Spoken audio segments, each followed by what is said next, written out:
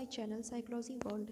हम यहाँ प्रिपरेशन कर रहे हैं यूजीसी नेट साइकोलॉजी की, और इसमें हम फर्स्ट यूनिट में साइको एनालिटिकल स्कूल की हम यहाँ पे चर्चा कर रहे हैं।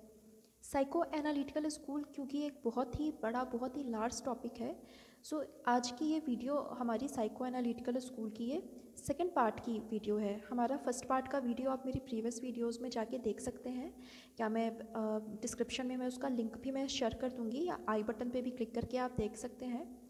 सो हम यहाँ देख लेते हैं कि फ़र्स्ट पार्ट में हमने क्या क्या चीज़ें हमने देखी थी, उसको हम यहाँ थोड़ा सा ब्रीफ कर लेते हैं और हम आगे बढ़ते हैं।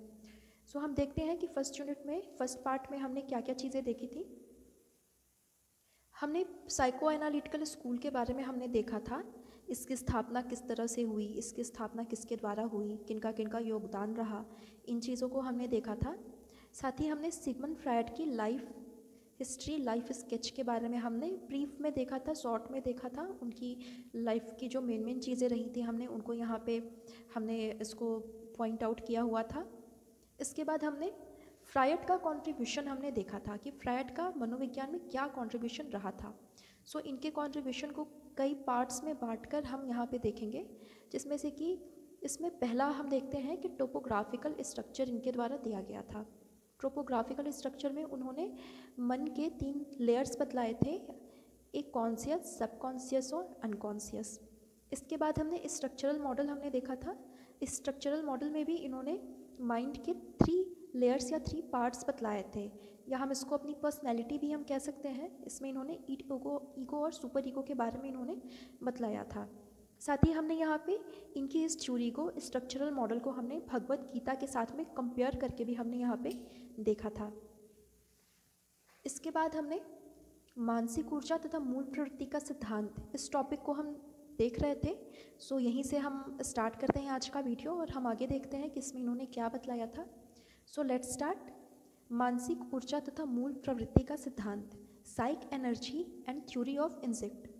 इसमें फ्रायड ने 2 तरह की ऊर्जा शक्ति के बारे में बतलाया था, फिजियोलॉजिकल एनर्जी एंड मेंटल और साइक एनर्जी। फिजियोलॉजिकल एनर्जी के बारे में इन्होंने बतलाया था कि जब हम किसी भी फिज़िकल एक्टिविटीज़ को करते हैं, जैसे हम दौड़ते हैं, हम खेलते हैं, या फिर हम कोई शारीरिक क्रिया करते हैं, कोई हम काम करते हैं, सांस लेते हैं, खेलते हैं, चलते हैं, तो इसमें क्या होता है कि इसमें हमारी फिजियोलॉजिकल एनर्जी का हम उपयोग करते हैं। लेकिन हम अपनी साइक एनर्जी, या फिर जिसको इन्होंने मेंटल एनर्जी भी कहा है, इसका उपयोग हम कब करते हैं? इसका उपयोग हम कॉग्निशन वाले कार्यों में करते हैं, जब हम कॉग्निटिव वर्क करते हैं, जैसे हम थिंकिंग करते हैं, या फिर हम प्रॉब्लम सॉल्विंग करते हैं, या फिर हम स्टडी करते हैं, तो वहाँ पे हम मेंटल और साइक एनर्जी का हम यूज़ करते हैं। आगे इन्होंने इसके बारे में बतलाया है कि ईड ही वह बिंदु है जो दैहिक ऊर्जा और मानसिक ऊर्जा के बीच में मध्यस्थता स्थापित करता है। मीन्स फ्रायड ने ईड को बहुत ज़्यादा इम्पोर्टेंट माना है। ईड को इन्होंने एक ब्रिज माना है, जो कि फिजियोलॉजिकल एनर्जी और साइक एनर्जी के बीच में एक ब्रिज का काम करता है, एक पुल का काम करता है, इनको मिलाने का एक कार्य करता है। साथ ही साथ फ्रायड ने मानसिक ऊर्जा को सीमित बतलाया है। फ्रायड का कहना है कि हमारी जो साइक एनर्जी होती है वो लिमिटेड होती है। जैसे कई बार हम देखते हैं कि हम किसी काम को करते हुए, मीन्स हम कोई फिजिकल एक्टिविटी नहीं कर रहे होते हैं, हम किसी प्रॉब्लम को सॉल्व कर रहे होते हैं, या किसी प्रॉब्लम के सॉल्यूशन के बारे में हम थिंकिंग कर रहे होते हैं, तो कई बार ऐसा होता है कि 1 घंटे 2 घंटे तक थिंकिंग करते करते हम अपने आप को काफ़ी टायर्ड फील करते हैं। ऐसा इसलिए होता है कि भले ही हम कोई फिजिकल एक्टिविटी हम ना कर रहे हो, हम एक जगह चुपचाप बैठकर हम प्रॉब्लम का सॉल्यूशन हम खोज रहे हों, लेकिन वहाँ पे हमारी जो साइक एनर्जी है वो काम कर रही होती है, और वहाँ से उस तरह से इतनी देर थिंकिंग करते करते हम टायर्ड हो जाते हैं। सो हर व्यक्ति की अपनी एक अलग अलग कैपेबिलिटी भी होती है साइक एनर्जी या फिर फिजियोलॉजिकल एनर्जी के लिए।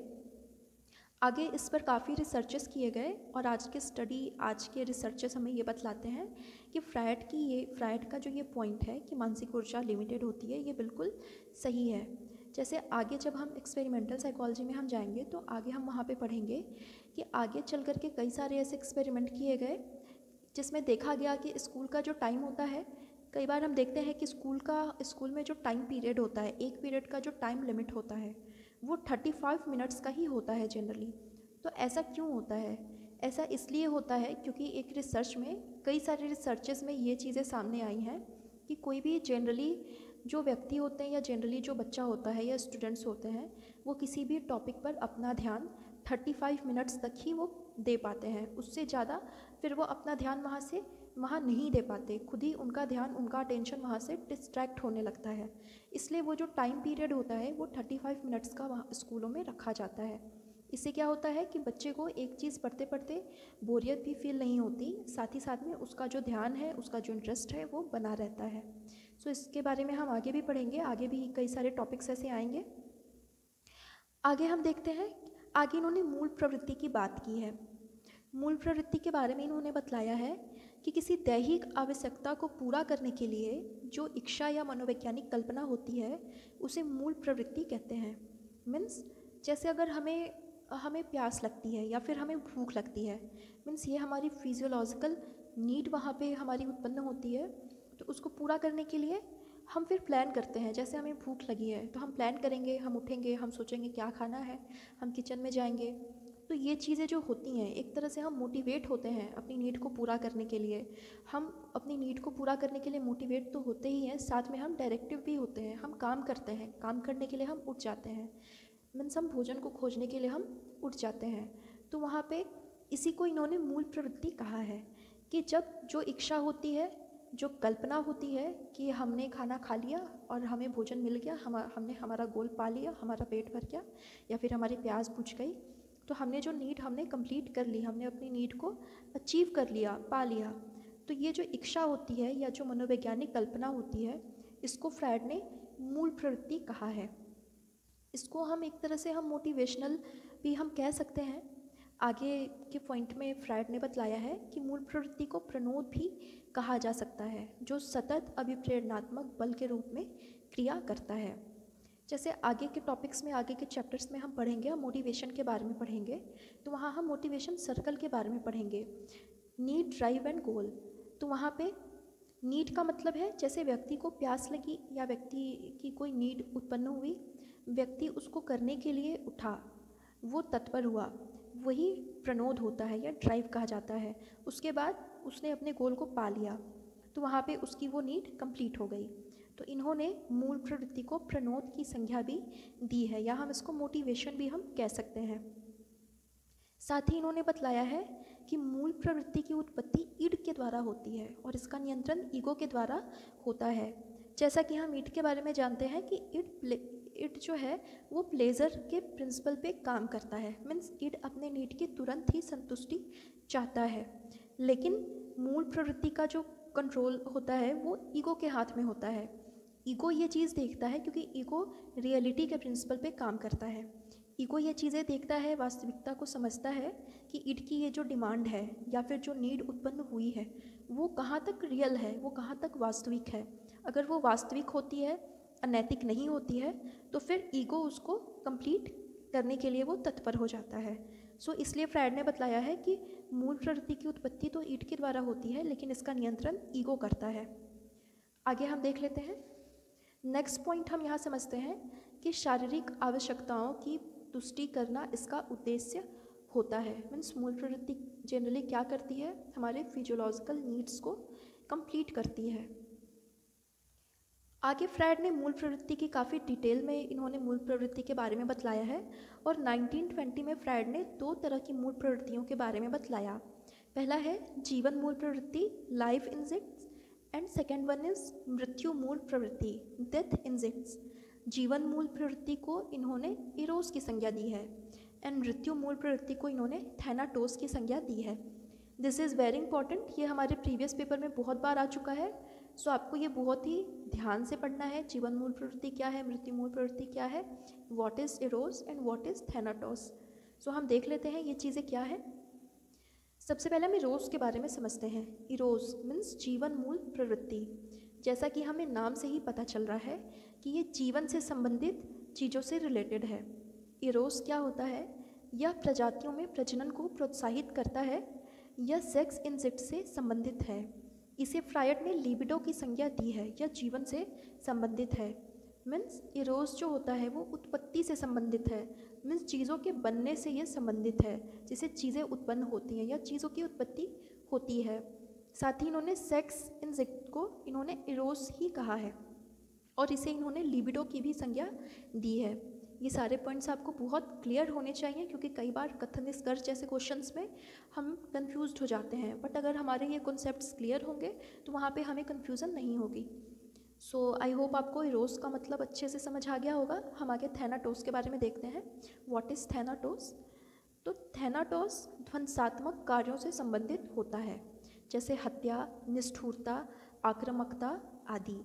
मीन्स ये जीवन की समाप्ति से संबंधित होता है, जैसे हत्या, आत्महत्या, आक्रामकता, लड़ाई झगड़े, निष्ठुरता आदि से संबंधित थैनाटोस होता है। आगे फ्रायड बतलाते हैं कि किसी भी व्यक्ति के जीवन में ये दोनों एक दूसरे के साथ मिलकर अंतःक्रिया करते हैं। मीन्स फ्रायड ने बतलाया है कि हर व्यक्ति के अंदर ये दोनों चीज़ें होती हैं, इरोस और थैनाटोस दोनों चीज़ें होती हैं, लेकिन इनका नियंत्रण भी ईगो के द्वारा होता है, क्योंकि ये वास्तविकता के नियम पे चलता है। सो ईगो इनका नियंत्रण करता है कि किस जगह पे व्यक्ति को इरोस को दिखाने की आवश्यकता है और किस जगह पे थैनाटोस को दिखाने की ज़रूरत है। सो इस तरह से ये ईगो इनको कंट्रोल करता है। इसके लिए फ्रायड ने एक बहुत अच्छा एग्जाम्पल भी दिया है, जैसे उन्होंने भोजन के बारे में बतलाया है कि जब हम भोजन करना चाहते हैं तो ये हमारे शरीर के लिए भोजन क्योंकि बहुत इम्पॉर्टेंट है, ये शरीर के बढ़ने के लिए, पलने के लिए बहुत इम्पॉर्टेंट है। सो भोजन को इन्होंने इरोस कहा है, लेकिन हम भोजन को जब करते हैं, किसी भी चीज़ को जब हम खाते हैं तो हम उसको चबा कर खाते हैं, उसको हम निगल लेते हैं। तो वहाँ पे फ्रायड ने चबाने और निगलने जैसी क्रिया को उन्होंने थैनाटोस की संज्ञा दी है। इसलिए इन्होंने बतलाया है, फ्रायड ने बतलाया है कि हर व्यक्ति के जीवन में ये दोनों चीज़ें होती हैं, इरोस और थैनाटोस दोनों चीज़ें होती हैं, लेकिन कहाँ पे क्या चीज़ें प्रबल होंगी, कब किसको डोमिनेट करना है, इरोस को या थैनाटोस को, इसका डिसीज़न हमारा ईगो करता है। लेकिन जिस व्यक्ति में ईगो अनबैलेंस्ड होता है, ईगो ईट से अगर दब जाता है, तो फिर वो व्यक्ति ध्वंसात्मक कार्यों में ज़्यादा आगे हो जाता है। तो वहाँ पे उसकी पर्सनैलिटी में कई तरह की गड़बड़ियाँ आ जाती हैं। या फिर अगर कुछ व्यक्तियों में सुपर ईगो से ज़्यादा हावी हो जाता है, तो वो सिर्फ इरोस की चीज़ों को मानता है, फिर वो थैनाटोस की चीज़ों को वो नहीं मानता। मीन्स वो इरोस के पे ही वो काम करता है। इसलिए इन दोनों को बैलेंस रखने का काम ईगो के द्वारा होता है। आगे हम देख लेते हैं, हमारा नेक्स्ट पॉइंट है दुश्चिंता एवं प्रतिरक्षा प्रक्रम, anxiety and defence mechanism. Freud का ये बहुत ही इंपॉर्टेंट कॉन्सेप्ट है, आपको ये बहुत ही अच्छे से आपको ध्यान में रखना है। सो फ्रायड ने दुश्चिंता के बारे में थ्री टाइप्स की एंजाइटीज़ के बारे में इन्होंने बतलाया है। साथ ही इन्होंने फ्रायड ने दुश्चिंता को, एंजाइटी को एक सामवेगिक दुखद अवस्था कहा है। इनके अकॉर्डिंग, फ्रायड के अकॉर्डिंग, एंजाइटी क्या होती है? ये इमोशनल अनप्लीजेंट स्टेट होता है किसी भी व्यक्ति के माइंड का। और इन्होंने 3 टाइप्स की एंजाइटीज़ के बारे में बतलाया है कि मीन्स एंजाइटीज़ कब उत्पन्न होती हैं। तो उन्होंने 3 टाइप्स बतलाए हैं। पहला है वास्तविक दुश्चिंता, रियलिस्टिक एंजाइटी। इसका मतलब है कि इसे ऑब्जेक्टिव एंजाइटी भी कहते हैं। जब ईगो पर अत्यधिक जिम्मेदारी आ जाती है तो यह उत्पन्न होता है। जैसा कि हमें नाम से ही समझ आ रहा है, नाम से ही हमें क्लियर हो रहा है वास्तविक दुश्चिंता क्या है, रियलिस्टिक एंजाइटी क्या है, कि मीन्स जो वाकई चिंता वाली बात है, मीन्स जो ऑब्जेक्टिव है। किसी भी व्यक्ति, कोई भी व्यक्ति अगर वहाँ पे होगा तो वो उस स्टेट में, उस परिस्थिति में वो अवश्य ही एंजाइटी का शिकार होगा, वो चिंतित होगा। मीन्स वो रियल चिंता इन्होंने कहा हुआ है। सो मीन्स जब ईगो पर बहुत ज़्यादा रिस्पॉन्सिबिलिटीज़ आ जाती हैं तो यह उत्पन्न होता है। मीन्स रियलिस्टिक दुश्चिंता के लिए इन्होंने ईगो को जिम्मेदार, ईगो को रिस्पॉन्सिबल इन्होंने बतलाया है। नेक्स्ट इन्होंने तंत्रिका तापी दुश्चिंता के बारे में बतलाया है, न्यूरोटिक एंजाइटी। इसके बारे में इन्होंने बतलाया है कि जब ईगो ईट पर डिपेंड हो जाता है तो इस तरह की एंजाइटी उत्पन्न होती है। मीन्स जब किसी व्यक्ति के ऊपर व्यक्ति का ईड हावी हो जाता है, मीन्स ईड अपनी इच्छा की पूर्ति के लिए, अपने प्लेजर के लिए जब बार बार ईगो के ऊपर डोमिनेट करता है, लेकिन ईगो उसकी चीज़ों को पूरा नहीं कर पाता, तो इस तरह की चिंता उत्पन्न होती है, न्यूरोटिक एंजाइटी उत्पन्न होती है। थर्ड, लास्ट वन हम देख लेते हैं। थर्ड है नैतिक दुश्चिंता, मोरल एंजाइटी। इसके बारे में ये कहते हैं कि जब ईगो सुपर ईगो पर निर्भर हो जाता है तो नैतिक दुश्चिंता उत्पन्न होती है। मीन्स जब किसी व्यक्ति के अंदर उसका सुपर ईगो, जो कि मोरल प्रिंसिपल पे काम करता है, मोरलिटी पर चलता है। जब सुपर ईगो व्यक्ति के ऊपर हावी हो जाता है तब उसका ईगो जो है वो चिंतित हो जाता है, उसका ईगो उसको कंट्रोल नहीं कर पाता, तो इस तरह की एंजाइटी उत्पन्न होती है। साथ ही इन्होंने कुछ ऐसे मैकेनिज़्म के बारे में बतलाया है जो कि व्यक्ति यूज़ करता है। हर व्यक्ति इस तरह की चिंताओं से कभी ना कभी फेस टू फेस होता है और इन चिंताओं को ख़त्म करने के लिए, इन एंजाइटीज़ को ख़त्म करने के लिए हर व्यक्ति कुछ ना कुछ मैकेनिज़्म को अपनाता है, जिसको इन्होंने अहम रक्षा प्रक्रम कहा है, ईगो डिफेंस मैकेनिज़्म कहा है। जैसे मैंने यहाँ पे नोट डाउन भी किया हुआ है कि व्यक्ति इन दुश्चिंताओं से बचने के लिए कुछ युक्तियाँ अपनाता है, यही रक्षा प्रक्रम डिफेंस मैकेनिज़्म कहलाता है। इनके द्वारा व्यक्ति अपने ईगो की रक्षा करता है। साथ ही साथ में ये रक्षा प्रक्रम अचेतन स्तर पे कार्य करती हैं, इसलिए व्यक्ति को इसका सक्रिय ज्ञान नहीं रहता। मीन्स फ्रायड के अनुसार हमारे माइंड का ऐसा स्ट्रक्चर ही है कि जब व्यक्ति इस तरह की एंजाइटीज़ से को फेस कर रहा होता है तो जो व्यक्ति का अनकॉन्शियस माइंड है वो खुद ही अपने आप उस चिंता को दूर कर देता है और व्यक्ति को इसका पता नहीं चलता, लेकिन अनकॉन्शियस लेवल पर ये एंजाइटीज़ ख़त्म हो जाती हैं। सो आगे हम देखते हैं कि इस तरह की कौन कौन सी मैकेनिज़्म है जिसको कि हम एंजाइटीज़ में हम यूज़ करते हैं। सो हम इसके बारे में हम यहाँ डिटेल में देखेंगे। डिफेंस मैकेनिज़्म, ये रक्षा युक्तियाँ हमारे प्रोटेक्शन को विकृत कर देती हैं, इसलिए हमारा मानसिक संघर्ष समाप्त हो जाता है। मीन्स हमारे देखने का नज़रिया, हम जो परसीव करते हैं उसमें कुछ चेंजेस आ जाते हैं। मीन्स हमारा देखने का नज़रिया, सिचुएशन एज इट इज़ वही होती हैं जो कि जिसमें हम एंजाइटी फील कर रहे होते हैं, लेकिन जब हम डिफेंस मैकेनिज़्म का यूज़ करते हैं तो वो सिचुएशन, वो परिस्थिति एज इट इज़ ही होती है, बट हमारा जो पॉइंट ऑफ व्यू होता है, हमारा जो देखने का नज़रिया होता है वो चेंज हो जाता है। इससे क्या होता है कि हमारा जो संघर्ष होता है, हमारी जो दुश्चिंता होती है, हमारी जो एंजाइटी होती है वो वहाँ पे ख़त्म हो जाती है और इस तरह से ये हमारे ईगो की रक्षा करता है। सो फ्रायड ने ऐसी ही कुछ युक्तियों के बारे में बतलाया है और ऐसी युक्तियों को, ऐसे मैकेनिज़्म को इन्होंने दो भाग में बांटा है, primary defence mechanism and secondary defence mechanism. इसको हम एक एक करके देख लेते हैं। प्राइमरी डिफेंस मैकेनिज़्म, ये स्वयं ही मानसिक तनावों को कम कर देती हैं या उन्हें समाप्त कर देती हैं। मीन्स कुछ ऐसे डिफेंस मैकेनिज़्म होते हैं जो कि अपने लेवल पे ही, जैसे ही हमारे सामने कोई एंजाइटी आती है, कोई एंजाइटी उत्पन्न होती है, उसको वो ख़त्म कर देता है। लेकिन सेकेंडरी डिफेंस मैकेनिज़्म में क्या होता है कि इसमें मानसिक तनावों को ख़त्म नहीं करती, बल्कि उसे ख़त्म करने में दूसरी मनोरचनाओं की मदद करती है। मीन्स इसमें इस तरह की मनोरचना, इस तरह की मैकेनिज़्म खुद कार्य नहीं करती, बल्कि किसी दूसरी मनोरचना, किसी दूसरे मैकेनिज़्म के साथ में मिलकर कार्य करती हैं, या फिर उसका वो रूट जो है वो चेंज कर देती हैं। आगे जब हम इसके टाइप्स के बारे में देखेंगे तो हमें ये चीज़ें क्लियर होंगी कि ये कैसे काम करती हैं। सो हम पहले प्राइमरी के बारे में देख लेते हैं। अगर हम प्राइमरी डिफेंस मैकेनिज़्म की हम बात करें तो इसमें फ्रायड ने 6 टाइप के डिफेंस मैकेनिज़म्स की चर्चा की है। फर्स्ट है दमन, रिप्रेशन। सेकेंड इज़ प्रतिगमन, रिग्रेशन। थर्ड इज़ प्रतिक्रिया निर्माण, रिएक्शन फॉर्मेशन। फोर्थ इज़ यौक्तिकरण, रेशनलाइजेशन। फिफ्थ इज़ रूपांतरण, conversion. And last one is उदात्तीकरण, सब्लिमेशन। वहीं अगर हम सेकेंडरी डिफेंस मैकेनिज़्म की बात करें तो यहाँ पे फ्रायड ने इस तरह के 9 मैकेनिज़म्स की चर्चा की है। इसको हम वन बाय वन देख लेते हैं। प्रक्षेपण, प्रोजेक्शन। अंतःक्षेपण, इंट्रोजेक्शन। विस्थापन, डिस्प्लेसमेंट। क्षतिपूर्ति, कॉम्पेंसेशन। स्थानांतरण, ट्रांसफ़र।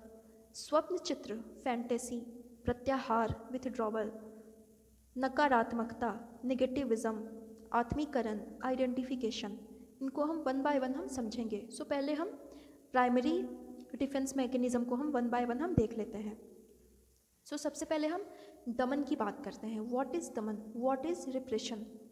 तो इसके बारे में फ्रायड बतलाते हैं कि इसे चयनात्मक विस्मरण की घटना, फेनोमेनन ऑफ सेलेक्टिव फॉरगेटिंग भी कहते हैं। मोटिवेटेड फॉरगेटिंग का कॉन्सेप्ट भी यहीं से आया है। इसमें क्या होता है कि जब व्यक्ति के सामने कोई ऐसी इच्छा उत्पन्न हो जाती है जो कि अनैतिक हो, असामाजिक हो तथा ईगो और सुपर ईगो के विरोधी हो, तो एक तरह का मानसिक संघर्ष उत्पन्न हो जाता है। अतः हमारा ईगो उसे चेतन स्तर पर उसे अचेतन स्तर पर हमारे चेतन से हटा देता है। इसे दमन कहते हैं। इसमें क्या होता है, हम इसको समझ लेते हैं कि दमन क्या है, कि ये एक तरह से वैसी प्रक्रिया होती है जैसे हमारे सामने जब कोई अनैतिक इच्छा उत्पन्न हो जाती है, जो कि अगर हम सोशल लेवल पर अगर हम बात करें या मोरल अगर लेवल पर हम बात करें, तो वो चीज़ें अनैतिक होती हैं, वो इच्छा हमारी अनैतिक होती है, सही नहीं होती, असामाजिक होती है। लेकिन अगर हमारे अंदर इस तरह की इच्छा उत्पन्न हो गई तो हमारा जो ईड है वो उस इच्छा की पूर्ति करना चाहता है, लेकिन हमारा ईगो उसे ऐसा करने से रोकता है। तब वहाँ पे हमारा अनकॉन्शियस माइंड काम करता है और हमारा अनकॉन्शियस उस अनवांटेड नीड को उसे अनकॉन्शियस में भेज देता है, मीन्स उसे दमित कर देता है। हमारा ध्यान वहाँ से हट जाता है और हमारा ईगो सेफ हो जाता है। इसे ही दमन कहते हैं। यहाँ पे इसे चयनात्मक विस्मरण की घटना भी कहते हैं। ये पॉइंट आपको याद रखना है। एग्ज़ाम में इसी तरह के क्वेश्चंस आ सकते हैं, जैसे चयनात्मक विस्मरण की घटना से क्या तात्पर्य है, तो आपको याद रखना है कि इसका संबंध दमन से है, रिप्रेशन से है। Phenomenon of selective forgetting. आगे हम देखते हैं कि मोटिवेटेड फॉरगेटिंग का कॉन्सेप्ट भी यहीं से आया है। जैसे फ्रायड की अगर हम थ्योरी के बारे में देखेंगे, फ्रायड की अगर हम फॉरगेटिंग थ्योरी के बारे में देखेंगे, तो फ्रायड कहते हैं कि हम भूलना चाहते हैं इसलिए भूलते हैं। तो वहाँ पे उन्होंने मोटिवेटेड फॉरगेटिंग, इनका कॉन्सेप्ट बहुत ही फेमस हुआ था कि हम भूलने के लिए प्रेरित होते हैं। हमारी जो ऐसी चीज़ें होती हैं जिसको हम याद नहीं रखना चाहते, जिन चीज़ों को याद रखने से हमें दुख होता है, उन चीज़ों को हम जल्द से जल्द भूल जाना चाहते हैं। इसे ही मोटिवेटेड फॉरगेटिंग कहते हैं और ये कॉन्सेप्ट यहीं से आया था।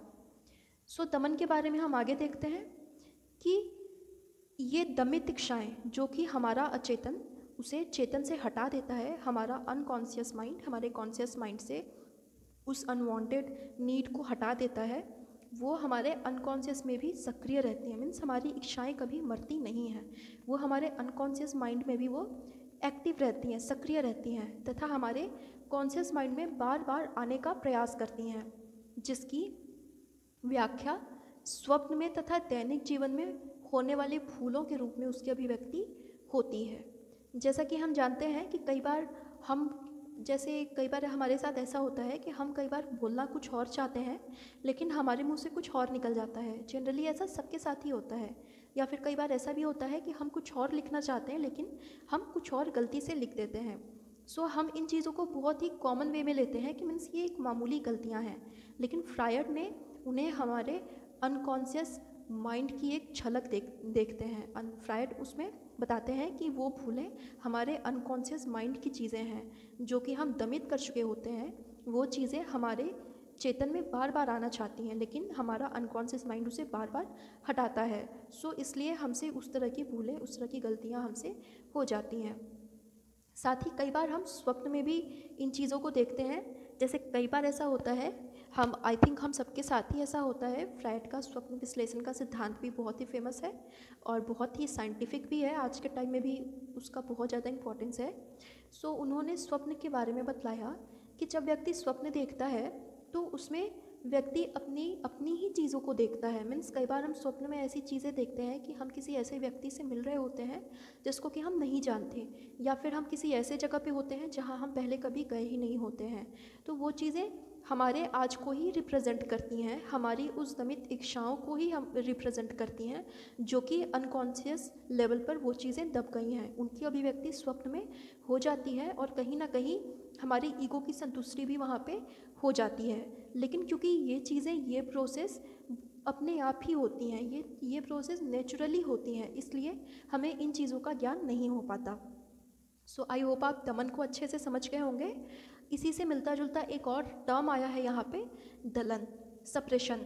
सो आपको दमन और दलन में बिल्कुल भी कंफ्यूज्ड नहीं होना है। आपको रिप्रेशन और सप्रेशन में प्रॉपर डिफरेंस आपको पता होना चाहिए। तो हम देख लेते हैं कि what is Dalan, what is suppression. इसमें व्यक्ति जानबूझकर अनैतिक इच्छाओं को अचेतन में भेजता है। जैसे दलन में जो चीज़ें होती हैं वो उसके बारे में व्यक्ति अपने कॉन्शियस लेवल पर उसको उसकी जानकारी होती है, लेकिन दमन में जो चीज़ें होती हैं वो अनकॉन्शियस लेवल पर होती हैं और व्यक्ति को उसकी जानकारी नहीं रहती। इन दोनों में बेसिक डिफरेंस यही है। सो आपको ये ध्यान में रखना है। नेक्स्ट हम मैकेनिज़्म देख लेते हैं। नेक्स्ट मैकेनिज़्म है यौक्तिकरण, रैशनलाइजेशन। इसके बारे में इन्होंने बतलाया है कि इसमें व्यक्ति अपने तनावों को दूर करने के लिए युक्ति संगत तर्क का सहारा लेता है, जैसे अंगूर खट्टे हैं या फिर क्वेश्चन आउट ऑफ सिलेबस था। यौक्तिकरण में हम क्या करते हैं, जैसे कई बार हम कोई चीज़ हम पाना चाहते हैं या फिर हमारी कोई नीड होती है, लेकिन कई बार हमारी हर नीड कंप्लीट नहीं हो पाती, किसी ना किसी रीज़न से हमें जो चीज़ चाहिए होती है हमें नहीं मिल पाता। तो वहाँ पे हम अपने आप को मीन्स एक लॉजिकली अपने आप को सांत्वना देते हैं कि चलो वो चीज़ हमारे लिए बनी ही नहीं थी, या फिर हमें उससे बेटर चीज़ें मिल जाएंगी, उससे बेटर चीज़ हमारा वेट कर रही हैं। सो इस तरह से हम अपने आप को संतुष्ट करते हैं, अपने आप को हम सेटिस्फाइड करते हैं। तो इसी को इन्होंने फ्रायड ने यौक्तिकरण कहा है। इसी में यौक्तिकरण में ही दो इम्पॉर्टेंट टर्म्स आए हैं, सावर ग्रेप्स टाइप और स्वीट लेमन टाइप। आपको इसके बारे में भी पता होना चाहिए, दिस इज़ वेरी इंपॉर्टेंट, और हमारे प्रीवियस पेपर में ये चीज़ें आ भी चुके हैं। तो इस तरह के टर्म्स आपको बहुत ही ध्यान से पढ़ने चाहिए, क्योंकि यूजीसी नेट के क्वेश्चन इसी तरह के आते हैं, बिल्कुल डीपली क्वेश्चंस इसमें होते हैं। सो हम देख लेते हैं कि सावर ग्रेप्स टाइप्स क्या है। जब व्यक्ति को अपनी मनपसंद चीज़ नहीं मिलती तो व्यक्ति उसकी बुराई करके खुद को संतुष्ट करता है। जैसे कई बार ऐसा होता है, सावर ग्रेप्स टाइप्स में आपको याद रखना है, जैसे जब हमारी कोई नीड होती है लेकिन हमारी वो नीड कंप्लीट नहीं हो पाती, हमारी नीड फुलफ़िल नहीं हो पाती, तो हम उस चीज़ में ही हम कुछ ना कुछ हम खोट निकाल लेते हैं, कुछ ना कुछ हम बुराई निकाल लेते हैं और अपने आप को संतुष्ट कर लेते हैं कि वो चीज़ तो बुरी थी, मुझे तो चाहिए ही नहीं। जैसे आपने ये कहावत सुनी होगी, अंगूर खट्टे हैं। मीन्स जब लोमड़ी को अंगूर नहीं मिले, लोमड़ी अंगूर तक नहीं पहुंच पाई, तो उसे पता चल गया कि अब उसकी नीड फुलफ़िल नहीं हो पाएगी, तो फिर उसने अंगूर खट्टे हैं कह करके अपने आप को सेटिस्फाइड किया। सो यही है सावर ग्रेप्स टाइप्स, आपको ये याद रखना है। नेक्स्ट टर्म आया है स्वीट लेमन टाइप। इसमें हम क्या करते हैं कि इसमें व्यक्ति अपनी सामान्य वस्तु को दूसरे की कीमती वस्तुओं से अधिक अच्छा प्रमाणित करके खुद को संतुष्ट करता है। जैसे कई बार ऐसा होता है कि हमारे पास मीन्स हमारी कोई ऐसी नीड होती है जो कि फुलफ़िल नहीं हो पाती, तो फिर हम उस स्थिति में क्या करते हैं कि हमारे पास जो चीज़ें होती हैं हम उसी को सबसे अच्छा बताते हैं और अपने आप को हम सेटिस्फाइड करते हैं। जैसे यहाँ पर एक लोकोक्ति या मुहावरा हम कह सकते हैं, अपनी झोपड़ी दूसरे के महल से अच्छी। इस तरह के मुहावरे इस टर्म पे बहुत ही फिट बैठते हैं। सो आई होप आपको ये टर्म आपको बहुत अच्छे से क्लियर हो गया होगा। फिर भी अगर आपके कोई क्वेश्चंस हो, कोई ऐसा वर्ड हो या कोई ऐसा पॉइंट हो जो कि आपको समझ में नहीं आए, तो आप मुझे कमेंट सेक्शन में आप लिख सकते हैं। यहाँ हम मैकेनिज़्म देख लेते हैं, प्रतिक्रिया निर्माण, रिएक्शन फॉर्मेशन। इसमें क्या होता है कि इसमें व्यक्ति तनावपूर्ण अनुभूति के बिल्कुल विपरीत इच्छा या प्रेरणा करके अपने अहम की संतुष्टि करता है। जैसे कई बार ऐसा होता है कि बहुत ही भ्रष्ट नेता है, वो खुद ही भ्रष्टाचार में, करप्शन में पूरी तरह से लिप्त है, लेकिन वो भ्रष्टाचार विरोधी भाषण देता है। सो इस तरह के मैकेनिज़्म जो लोग अपनाते हैं, तो इस तरह के मैकेनिज़्म को हम रिएक्शन फॉर्मेशन की संज्ञा हम देते हैं। नेक्स्ट मैकेनिज़्म है प्रतिगमन, रिग्रेशन। इसमें क्या होता है कि इसमें जब एक वयस्क किसी परिस्थिति में बचकाना व्यवहार करने लगता है तो धीरे धीरे उसका तनाव कम होने लगता है। जैसे एक वयस्क द्वारा किसी परिस्थिति में फूट फूट कर रोना। जैसा कि हम जानते हैं कि हम रोने का जो व्यवहार होता है वो हम बच्चों में देखते हैं। कोई भी बड़ा व्यक्ति कभी भी किसी के सामने मीन्स रोता नहीं है, हम ये व्यवहार हम बच्चों में ही देखते हैं। सो कई बार ऐसा होता है कि व्यक्ति किसी ऐसी सिचुएशन में चला जाता है, ऐसे परिस्थिति में मीन्स फंस जाता है, ऐसे तनावपूर्ण माहौल में चला जाता है जब उसके पास में बहुत ज़्यादा मानसिक संघर्ष होता है, बहुत ज़्यादा कॉन्फ्लिक्ट उत्पन्न हो जाता है।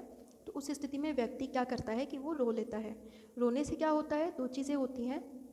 एक तो रोने से अपने आप ही उसका मानसिक तनाव थोड़ा सा कम होता है, और साथ ही साथ में रोने से वो खुद को थोड़ा सा मीन्स वो अपने इस वयस्क वाली छवि से वो थोड़ा सा बाहर निकलता है, थोड़ा बचकाना बिहेव करके वो अपने आप को संतुष्ट करता है कि कोई बात नहीं, ये चीज़ें तो होती रहती हैं। सो इसे मनोवैज्ञानिकों द्वारा बहुत ही इंपॉर्टेंट बतलाया गया है।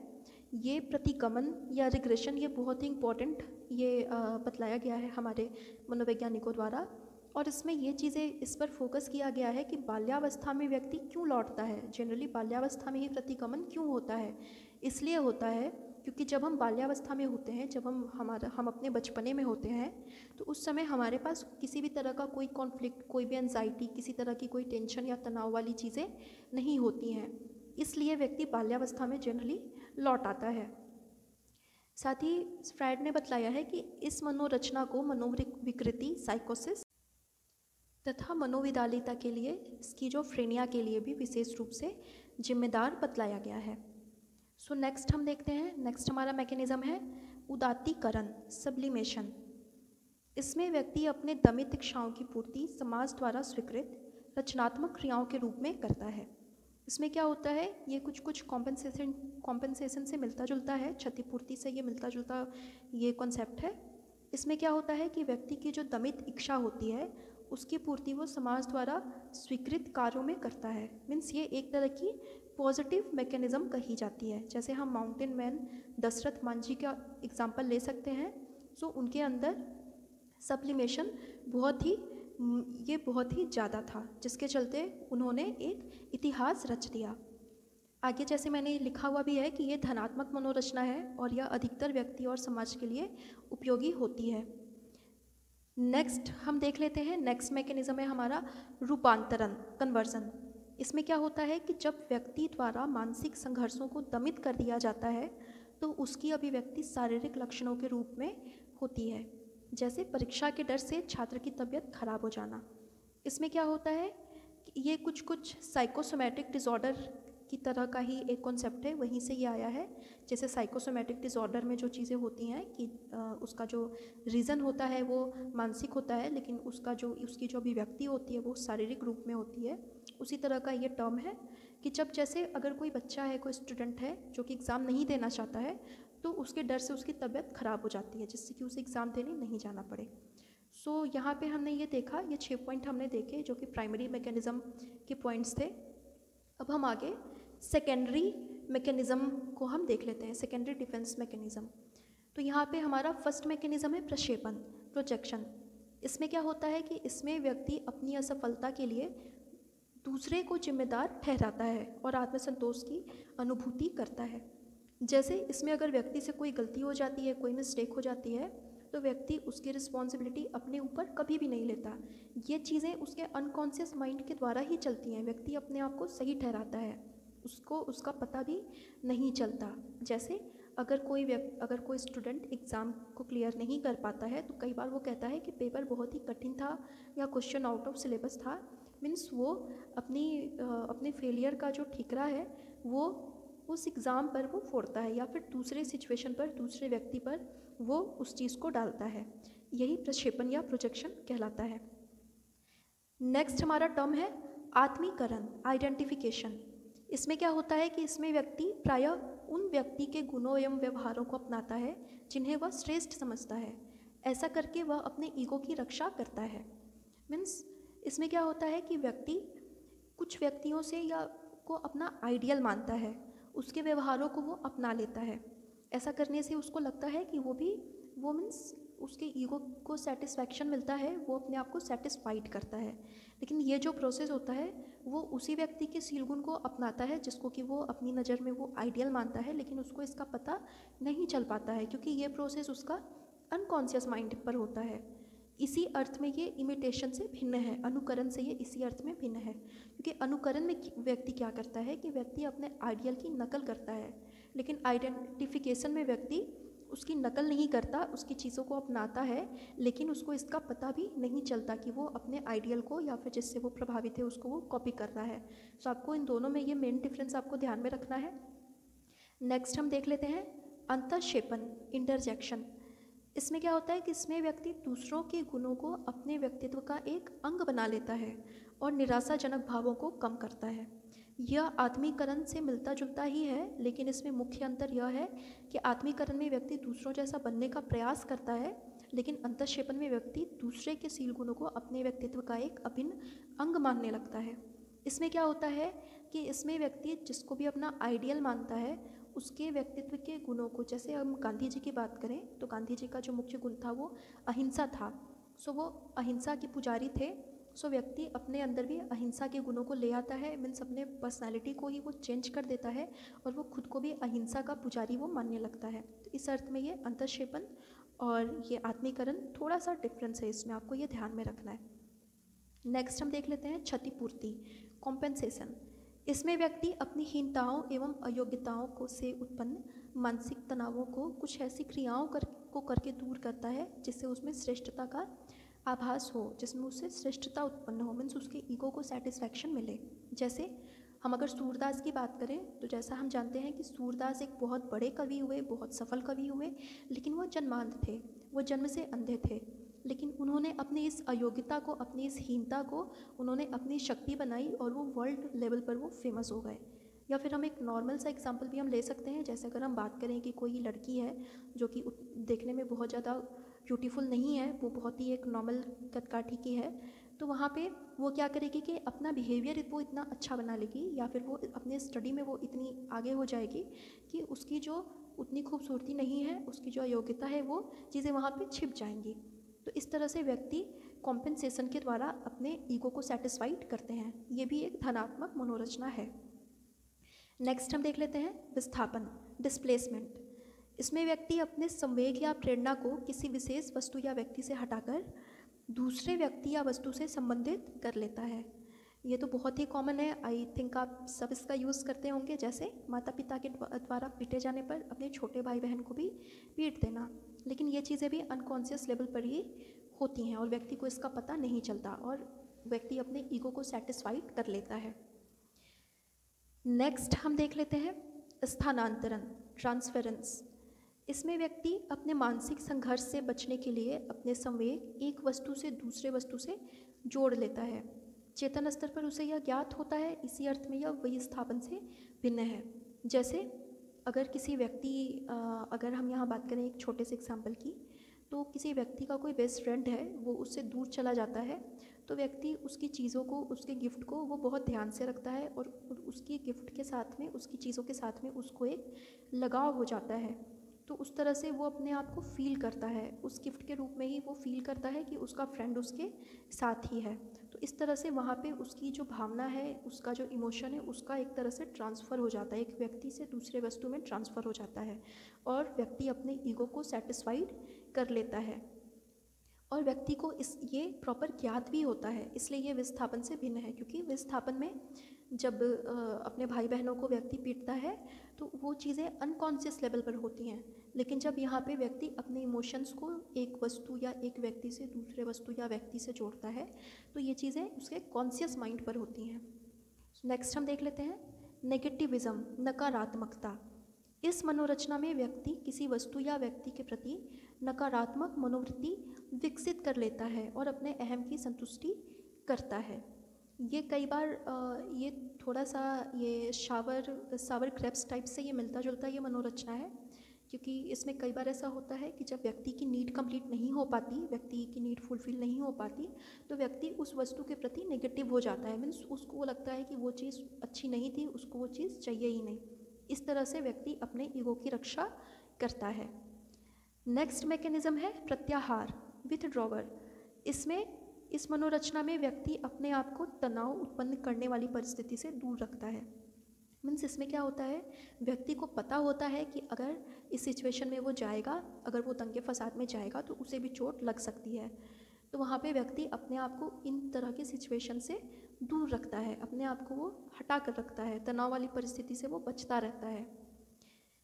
इसको इन्होंने जब व्यक्ति इस मनोरचना का ज़्यादा यूज़ कर लेता है तो उसके अंदर मिथ्याहीन बुद्धि का विकास होता है, जिसको कि ट्रेनिंग के द्वारा हम दूर भी कर सकते हैं। सो मिथ्याहीन बुद्धि का संबंध किससे है, आपको याद होना चाहिए, पता होना चाहिए कि मिथ्याहीन बुद्धि का संबंध प्रत्याहार से है, क्योंकि व्यक्ति के अंदर एक तरह का हम कह सकते हैं एक अनवांटेड डर उत्पन्न हो जाता है, जो कि उसको लगता है कि वो सिचुएशन में जाएगा तो वो मानसिक संघर्षों में, कॉन्फ्लिक्ट में वो फंस जाएगा, इसलिए वो अपने आप को उन तरह की सिचुएशन से दूर रखता है। तो यहाँ पे लास्ट मैकेनिज्म हम देखते हैं दीवा स्वप्न, फैंटेसी। इसमें व्यक्ति अपनी सभी इच्छाओं एवं प्रवृत्तियों को काल्पनिक रूप से संतुष्ट होते देखता है। इस मनोरचना के अधिक प्रयोग से मनोविदालिता के लक्षण उत्पन्न होते हैं।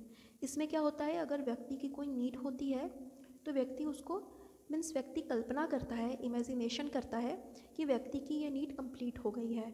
जैसे अगर कोई व्यक्ति प्रोफेसर बनना चाहता है तो वो इमेजिनेशन करता रहता है कि वो प्रोफेसर बन चुका है, वो क्लासेस अटेंड कर रहा है, उसके बहुत सारे स्टूडेंट्स हैं। तो इस तरह से वो दीवा स्वप्न में रहता है। कुछ हद तक तो ये चीज़ें सही हैं, लेकिन इसके ज़्यादा यूज़ से स्किज़ोफ्रेनिया के लक्षण भी उत्पन्न हो सकते हैं। सो हमने यहाँ पे प्राइमरी और सेकेंडरी डिफेंस मैकेनिज़्म के बारे में देखा, वन बाय वन उसको समझा। सो आज की वीडियो बहुत ही लॉन्ग हो रही है, सो आज की वीडियो हम यहीं तक रखते हैं। किसी भी पॉइंट में, किसी भी टॉपिक में अगर आपको कोई भी प्रॉब्लम हो तो आप मुझे कमेंट सेक्शन में आप कमेंट कर सकते हैं। एंड आज के लिए इतना ही। ये आज का हमारा साइको एनालिटिकल स्कूल का ये सेकंड पार्ट था।